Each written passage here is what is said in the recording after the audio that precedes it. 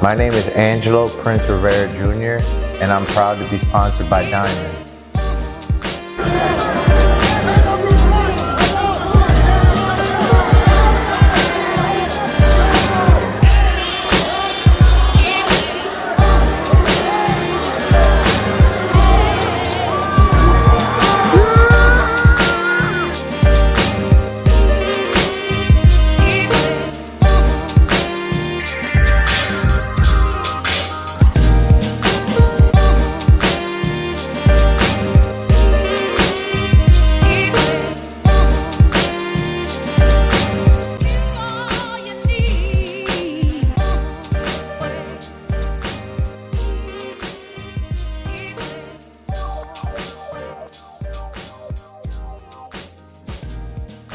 Tell us about your upbringing and wrestling career at De La Salle. How did this foundation help you become a pro MMA fighter? So I started training at the age of 5, all thanks to my dad. He got me into first style was karate. Then from there moved into jiu-jitsu, and he was my main coach in my younger years, starting at the age of 5 to about 13 years old, right before I went into high school. He got me into boxing at the age of 8 and also wrestling, which helped my jiu-jitsu, and the boxing helped me harden my stand-up as well. Eventually, he got me into kickboxing at about the age of 12, and then from there moved on to Muay Thai at the age of 14. Once I got into high school, I went to De La Salle, and I was a 4-year varsity starter. I had collectively 95 wins total, losses probably about 50, and wrestling helped me form who I am today. If it wasn't for wrestling, I feel like one of my bases of my pillars would not be as strong as it is today. Tell me about the highs and lows of your amateur career. What lessons did you learn upon reflection of this? Collectively, I've had 29 amateur MMA fights with a total record of 19 wins and 10 losses. The highs were high, the lows were low, and looking back, I'm able to connect all the dots and remember when I stood true to myself and I stood consistent with my work ethic and with the amount of mental focus that I was able to do. That's when I was able to prevail and get the sweetest victories. And looking back, I was locked in those moments. And then I had rough stints where I had lost 3 fights in a row. And looking back in a fighter's career, losing 3 fights in a row is kind of like a big deal. Do you still got it? Maybe you should hang it up, or what am I really fighting for? So being 31 now, where I'm at specifically at this moment, it's everything to have that experience, because moving forward, it's I feel sometimes, as crazy as it sounds, invincible. Tell me about your international fight career. What are some of your most favorite fights abroad? So I fought on the national team a total of 4 times. One of the 4 was for the Pan American team, and I took second in those games at in the Bahamas. That was a real fun trip. And then the next few were in Bahrain in 2018. I fought on the world team. I ended up winning 2 times and then losing on the 3rd day. If that would have continued, I would have fought 5 times in 5 days. That was one of the funnest tournaments I've ever competed in. After that, I fought in Singapore. I went 0-1 on that one. It was still a great time, even though I lost on day one, but it was okay.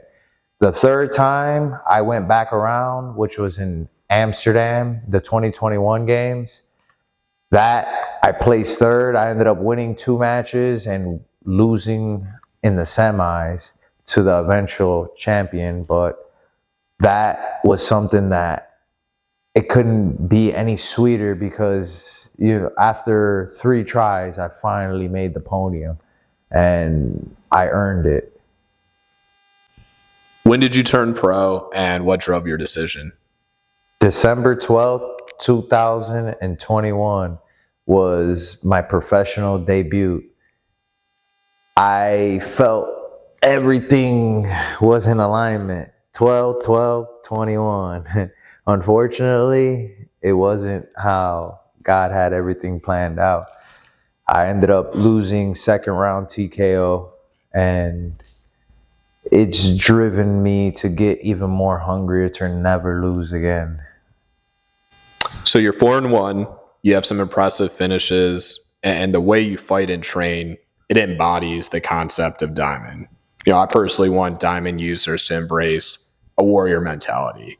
Talk to me a bit about how you've honed your killer instinct as a pro and how you handle the pressure of stepping into the ring when you're literally risking death. July 18th, 2023.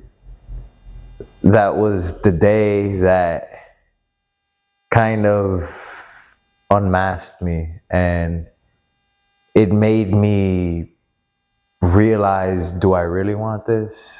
Or is this just a facade?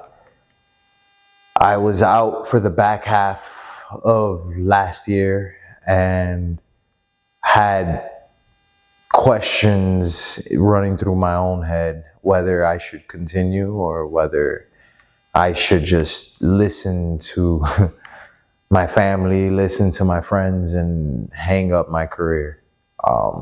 That fight resulted in a no contest. And this year, when I got cleared to train, that's exactly what I did. I went to work. I am 2-0 this year, and last year, since that no contest didn't count, I'm on a 4-fight win streak.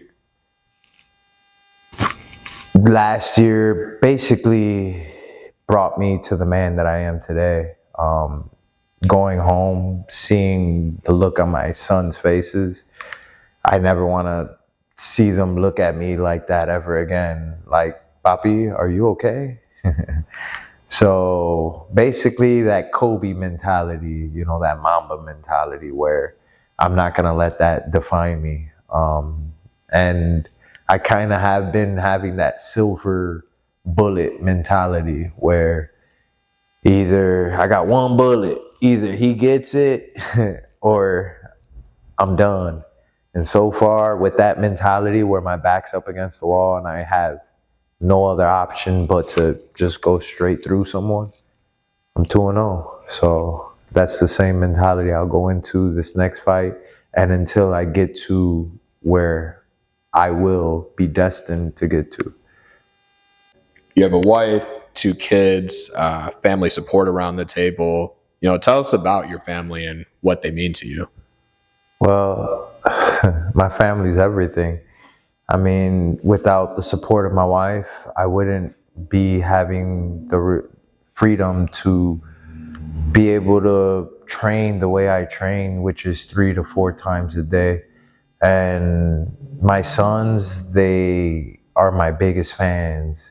It's so cool being able to see them, just indulge in everything that I do, and they're cheering me on and supporting me. So everything I do is for them. They drive me to be the man that I am today. And I will continue to hunt down whoever's in front of me and my opposition. So you've been a visionary since I first met you back in 2019, training at the UFC gym. What is your grand vision for Prince Rivera?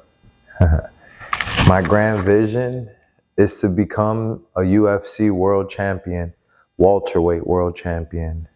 Thank you for taking the time to do this interview and share your story with the Dymnd community. We're proud to sponsor you and look forward to seeing you continue to grow as a fighter, as a father, as a husband, and an individual. Thank you.